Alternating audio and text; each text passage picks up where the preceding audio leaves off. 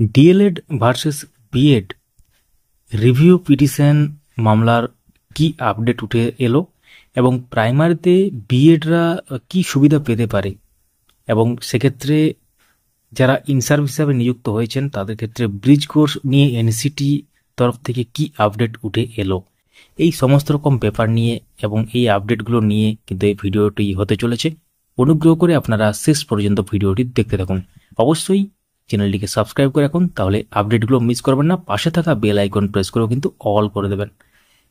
যারা ফেসবুক থেকে দেখছেন আমাদের এই পেজটিকে লাইক বা ফলো করতে ভুলবেন না। তো আমরা এক এক করে পুরো ব্যাপারগুলোতে যাব। প্রথমে আমরা যেটা বলবো যে DElEd versus BEd review petition এবং সেক্ষেত্রে কেস ডিটেলস সহ কিন্তু পুরো ব্যাপারটা আপনারা আবার দেখতে চলেছেন। তারপর আমরা 16,500-তে যারা ইন সার্ভিস টিচার আছে 16,500 এবং তাদের সেক্ষেত্রে বিএড হিসেবে যারা নিযুক্ত হয়েছেন তাদের ক্ষেত্রে ব্রিজ কোর্স নিয়ে এনসিটি কি আপডেট দিল সেটা নিয়েও কিন্তু বলবো, দেখতে থাকুন। তো মহামান্য সুপ্রিম কোর্টে ডিএলএড বনাম বিএড মামলার পরে এই রিভিউ পিটিশন দাখিল করা হয়। দেখতে পাচ্ছেন 16/9/2023 অর্থাৎ আগস্ট মাসে শুনানি হয়েছিল 2023-এর এবং তারপর সেপ্টেম্বর মাসেই কিন্তু 16 তারিখে এই রিভিউ পিটিশনের জন্য এখানে দাখিল করা হয় এবং সেক্ষেত্রে মামলাটা যেটা ডায়েরি নম্বর সেটা হচ্ছে 38315/2023 এবং সেক্ষেত্রে Debash Sharma versus union of India. এবং আপনারা অনেকেই জানেন যে রিভিউ পিটিশন কিন্তু কোনো মামলার যদি রিভিউ পিটিশন দাখিল করতে হয় তাহলে সেই মামলার যে ফাইনাল জাজমেন্ট তার থেকে 30 দিনের মধ্যে করতে হয়। তো 30 দিনের মধ্যে এটা করা হয়েছিল এবং তারপরই দেখতে পাচ্ছেন present or last listed on 25/7/2024। তো আশা করি এই তারিখে শুনানি কিছু হয়েছে, অর্থাৎ সেদিন কিছু আলোচনা হয়েছে। এবং রিভিউ পিটিশন মানে এই নয় যে সবার সামনে শুনানি হতে হবে, এটা কিন্তু ক্লোজড ডোরেও হতে পারে, কারণ বিচারপতিরা কিন্তু এক্ষেত্রে ফাইলগুলো খতিয়ে দেখেন এবং সেক্ষেত্রে অবসর সময়ে বা লাঞ্চ টাইমে যে কোনোটা টাইমে তো তারা কিন্তু এই ফাইলগুলো খতিয়ে দেখেন এবং সেটা অনেক সময় অ্যাকসেপ্টের ব্যাপারও হয়ে থাকে। অনেক সময় রিভিউ পিটিশন করলে দাখিল করলে যে অ্যাকসেপ্ট হবে সেটাও কোনো মানে নেই। তো এক্ষেত্রে দেখতে পাচ্ছেন লিস্টেড ছিল 25/7/2024 এবং সেক্ষেত্রে পরবর্তী একটা কোনো দিনে হয়তো এটার নিয়ে কোনো জাজমেন্ট বেরিয়ে আসবে। আমরা নজরে রাখবো ব্যাপারটা, যখনই খবর পাবো আপনাদের সাথে শেয়ার করব। তো এখন প্রশ্ন হচ্ছে যে এই রিভিউ পিটিশনে যদি যেটা ক্লারিফিকেশন মামলা রিভিউ পিটিশন কেন করা হয়েছিল সেটা একটা মেন এখানে প্রশ্ন। করার কারণ হচ্ছে ক্লারিফিকেশন মামলাতে যে জাজমেন্ট দেওয়া হয়েছিল সেক্ষেত্রে বিএড যারা আছেন তারা কিন্তু সন্তুষ্ট হননি। তারা ব্যাপারটাকে পুনর্বিবেচনা করার জন্য এই পিটিশন ফাইল করেন। অর্থাৎ যে ব্যাপারটা সেখানে বলা হয়েছিল যে যেদিন জাজমেন্ট দেওয়া হয়েছিল 2023 সালে এবং সেই জাজমেন্টের যে বক্তব্য ছিল বা সেই জাজমেন্টে যে লেখা ছিল অর্ডার কপিতে, সেই ব্যাপারটা নিয়ে কিন্তু বিএডরা সন্তুষ্ট হননি বলেই তারা পুনর্বিবেচনার জন্য এই ব্যাপারটা বা রিভিউ পিটিশন দাখিল করেছিলেন। এবং সেক্ষেত্রে এখন সুবিধা কী হতে পারে বিএডদের সুবিধা বলতে প্রাইমারিতে বিএডদেরকে সুযোগ দেওয়া নিয়ে ব্যাপারটা, অর্থাৎ যারা ইতিমধ্যে বিএড করে ফেলেছেন এনসিটি 2018 রুল অনুযায়ী আপনারা জানেন যে প্রাইমারিতে বিএডও এলিজিবল ছিল, সেই মুহূর্তে তারা অনেকেই বিএড করেছিলেন। এখন তাদের বিএড ডিগ্রি যেহেতু আছে এবং তারা চান যে প্রাইমারিতেও অংশগ্রহণ করতে, তো সেই ব্যাপার নিয়ে তাদের মনে একটা ব্যাপার হয়েছিল যে আমরা যেহেতু ট্রেডিং করে নিয়েছি তাহলে প্রাইমারিতেও আমাদেরকে সুযোগ দেওয়া হোক। হায়ার যে এডুকেশনের জন্য তারা কিন্তু সুযোগ পাচ্ছেন বা হায়ার কোয়ালিফিকেশন তাদের যেহেতু আছে এবং মানে এসএসসির ক্ষেত্রে তারা চান্স পাবেন এবং যে ব্যাপারগুলো আছে আর কি।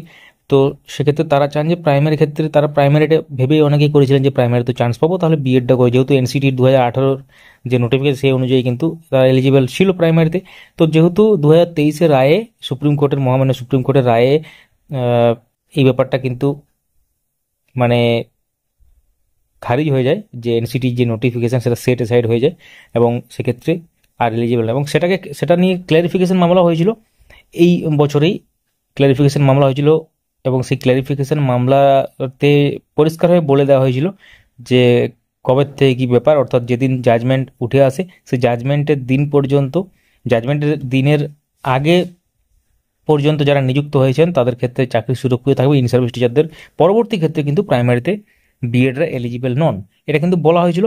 এবং তার সাথে ক্ল্যারিফিকেশন মামলাতে 6 মাসের ব্রিজ কোর্স এনসিটিকে ডিজাইন করতে হবে সেই ব্যাপারটা নিয়ে বলা ছিল। আমরা আসছি একটু পরে ব্যাপারটাতে, কারণ এনসিটির তরফ থেকে একটি গুরুত্বপূর্ণ আপডেট উঠে এসেছে এবং এনসিটি আগের একটা পোস্ট ডিলিট করে আবার নতুন করে পোস্ট করেছে টুইটার বা এক্স হ্যান্ডেলে, সেটা আপনাদেরকে দেখাবো। এই নিয়ে আমরা 16/9/2023 তারিখে একটা পোস্ট ডিলিট করে আবার নতুন করে পোস্ট করেছে। এই নিয়ে আমরা 16/9/2023 তারিখে একটা পোস্ট ডিলিট করে আবার নতুন করে পোস্ট করেছে। 16/9/2023 তারিখে একটা পোস্ট ডিলিট করে আবার নতুন করে পোস্ট করেছে। একটা ভিডিও ডেডিকেটেড আপনাদের সাথে শেয়ার করেছিলাম, এবং তারপর আবার এনসিটি তরফ থেকে পোস্ট করে সেটাও আমরা শেয়ার করেছিলাম আমাদের সোশ্যাল মিডিয়াতে। ইনস্ট্যান্ট আপডেটের জন্য অবশ্যই সঙ্গে থাকবেন, আমাদের সোশ্যাল মিডিয়াতে যুক্ত হয়ে থাকবেন, ডেসক্রিপশনে লিঙ্ক আছে। তো এবার আমরা চলে যাব 6 মাসের ব্রিজ কোর্স অর্থাৎ 16,500 বিএড আমরা এখানে আলোচনা করবো, কারণ ওয়েস্ট বেঙ্গলের ক্ষেত্রে 16,500তেই বিএড হিসাবে নিযুক্ত হয়েছিলেন অনেকেই, এবং সেই জন্য আমরা অন্য রাজ্যের কথা এখানে আলোচনা করব না, ওয়েস্ট বেঙ্গলের কথা শুধু আলোচনা করব। এবং সেক্ষেত্রে 16,500তে বিএড হিসেবে যারা নিযুক্ত হয়েছেন তাদের ক্ষেত্রে 6 মাসের ব্রিজ কোর্স নিয়ে এনসিটি কি ভাবছে এবং এনসিটির তরফ থেকে কি আপডেট উঠে এলো সেটা আপনাদের সামনে এবার রাখতে চাই। আমরা যদি এনসিটি বা ন্যাশনাল কাউন্সিল ফর টিচার এডুকেশনের অফিসিয়াল টুইটার হ্যান্ডেল বা এক্স হ্যান্ডেলে যাই, তো একটা পোস্ট লক্ষ্য করব, দেখতে পাচ্ছেন, in compliance to the honourable Supreme Court of India's judgement dated 8/4/2024 in MA diary number 4303 of 2024, the second meeting of the committee to design and develop 6 months bridge course with an appropriate norms and standards for the same was held on 16 July 2024 at NCTE। তো এনসিটিতে একটি meeting হয়েছিল, তো meeting হয়েছিল 16 July, second meeting হয়েছিল, এর আগেও একটা meeting হয়েছিল আপনাদেরকে জানিয়েছিলাম। তো এক্ষেত্রে আগের যে এনসিটির তরফ থেকে যে পোস্ট ছিল টুইটারে বা এক্স হ্যান্ডেলে, তো সেই পোস্টে কিন্তু এই ধরনের ডায়েরি নাম্বার মেনশন থাকেনি, সেখানে লেখা ছিল যে সেকেন্ড মিটিং মানে অনুষ্ঠিত হলো এবং ব্রিজ কোর্স সংক্রান্ত আলোচনা হয়েছে, এবং সেক্ষেত্রে আরও অনেকেই সেখানে ছিলেন মিটিংয়ে, সেটাও লেখা ছিল। তো এক্ষেত্রে লেখা আছে কি সেকেন্ড মিটিং হেল্ড হয়েছে, এবং সেক্ষেত্রে ডায়েরি নম্বর মেনশন করে আমরা 4303 of 2024 যে ডায়েরি নম্বর মেনশন আছে, যে কেসটার অর্ডার কপি মহামান্য সুপ্রিম কোর্টের যে ক্লারিফিকেশন মামলা এটা, তো তার অর্ডার কপিতে আমরা যাব, এখনই যাব, আপনাদেরকে দেখাবো পুরো পিডিএফ ফাইলে কি আছে, এবং সেখানে এক্স্যাক্টলি সেই ব্যাপারটাই এখানে সেই ব্যাপারটা এবং সেই অর্ডারটাকে মান্যতা যেহেতু পায় অর্ডারটা, সেই জন্যই কিন্তু এই মিটিংটা হেল্ড হয়েছিল। এবং এনসিটি ডিজাইন করবে ব্রিজ কোর্স, তারপর কিন্তু ইন সার্ভিস টিচাররা সেই কোর্স করতে পারবে, অর্থাৎ ইন সার্ভিস টিচারদের জন্যই কিন্তু এই ব্যাপারটা কিন্তু করা হচ্ছে। তো 16,500তে ইন সার্ভিস যারা 16,500তে বিএড টিচার আছেন তাদের ক্ষেত্রে কোনো রকম সমস্যার ব্যাপার নেই, কারণ 2 বছরের ডিএলএড নিয়ে আপনারা 2-4টা ডিপিএসসিতে দেখেছিলেন, তারা ডিপিএসসিতে নোটিশ পাবলিশ করেছিল তাদেরকে ডিএলএড করানোর জন্য 2 বছরের, মানে বিএড করার পরও তাদেরকে ডিএলএড করানো নিয়ে, এবং সেই নোটিশ তারা পোস্টপোন করে দেয় বা নোটিশটাকে উইথড্র করে নেয়। তো সেটা আমরা দেখেছি, যদিও অ্যাজ এক্সপেক্টেড সেটা উইথড্র করারই কথা, আজ নাহলে কাল সেটা উইথড্র করতেই হবে, এই নিয়ে মামলাও হয়েছিল, সে ব্যাপারে আমরা যাচ্ছি না, সেটা অন্য ভিডিওতে আমরা আলোচনা করেছি। তো 4303 পুরো একদম ডায়েরি নম্বর মেনশন করে এখানে লেখা হয়েছে, মানে অনেকটা স্বস্তির ব্যাপার। আমরা এবার চলে যাব 4303 of 2024, যেটা ক্লারিফিকেশন মামলা ডিএলএড ভার্সেস বিএড, মহামান্য সুপ্রিম কোর্টের যে অর্ডার কপি সেখানে। তো মহামান্য সুপ্রিম কোর্টের ডিএলএড বনাম বিএড যে ক্লারিফিকেশন মামলা 4303/2024, সেটা অর্ডার কপিতে আমরা চলে এসেছি। অর্ডার কপি আপনারা যদি এখনো পর্যন্ত না দেখে থাকেন, এই পিডিএফটি আমাদের টেলিগ্রাম চ্যানেলে দিয়ে দেওয়া হয়েছে অনেক আগেই, যেদিন মামলাটি উঠেছিল এবং যেদিন অর্ডার কপি আমরা পেয়েছিলাম, তো ডাউনলোড করতে পারবেন, ডেসক্রিপশনে লিঙ্ক দেওয়া আছে। দেখতে পাচ্ছেন এখানে পরিষ্কার উল্লেখ করা আছে 4303 ডায়েরি নম্বর /2024।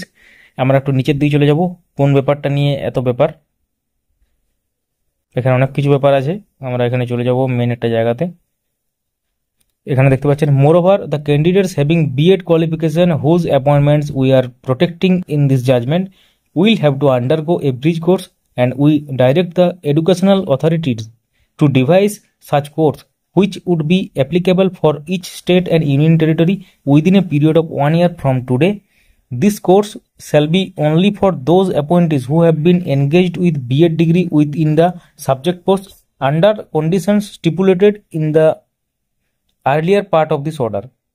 এবং এখানে কি লেখা আছে যে বিএড হিসাবে যারা নিযুক্ত হয়েছেন তাদের ক্ষেত্রে ব্রিজ কোর্স করানোর ব্যাপার নিয়ে, এবং এডুকেশনাল অথরিটিসকে ডাইরেক্ট করা হচ্ছে বা নির্দেশ দেওয়া হচ্ছে মহামান্য সুপ্রিম কোর্টের তরফ থেকে যে এই ধরনের কোর্স ডিভাইস করতে। তারপর কি আছে, national council for teacher education shall design search course under overall supervision of the ministry of education. তো পুরো ব্যাপারটা এখানে লেখা আছে যে এনসিটি ডিজাইন করবে, ministry of education, union of India তার সুপারভিশনে পুরো ব্যাপারটা হবে, এবং এই সংক্রান্তই কিন্তু মিটিং হয়েছে, সেকেন্ড মিটিং যেটা, অর্থাৎ এখানে 4303 যে পুরো ডায়েরি নম্বর সেটাকে মেনশন করা আছে ওই পোস্টে, আগের পোস্টে ওটা মেনশন করা থাকেনি, তাই অনেকে মানে বুঝতে পারছিলেন না যে কেন এই পোস্ট করা হয়েছে।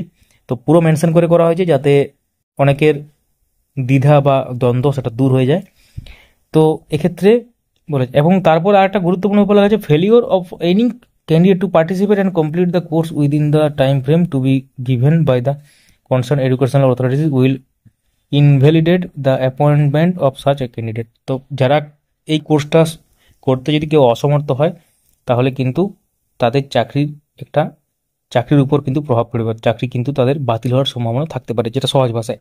তো তার আগে এটা হয়ে যাবে বলে আমরা মনে করি, এবং তার সাথে পুরো ব্যাপারটা এখানে উঠে এলো, যেটা আপনারা জানতে পারলেন। তো এখন ব্যাপার হচ্ছে তাহলে কবে শুরু হবে? খুব তাড়াতাড়ি শুরু হবে, কিছু মাসের মধ্যে আপনারা দেখতে পাবেন। আমরাও কিন্তু প্রতিনিয়ত খবর নেওয়ার বা সংগ্রহ করার চেষ্টা করছি। গুরুত্বপূর্ণ ব্যাপারগুলো আপনারা জানতে পারবেন, যেগুলো আমরা এই চ্যানেলের মাধ্যমে শেয়ার করি। ভিডিওটি লাইক করতে পারেন, সবার সাথে শেয়ার করতে পারেন, কোন জেলা থেকে ভিডিও দেখছেন সেটাও লিখতে পারেন। Thank you so much for watching.